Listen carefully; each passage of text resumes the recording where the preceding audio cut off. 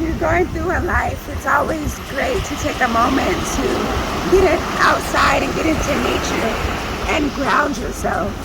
When you connect to the earth and look at the Most High's creation, it has some healing properties that you can't get like no other.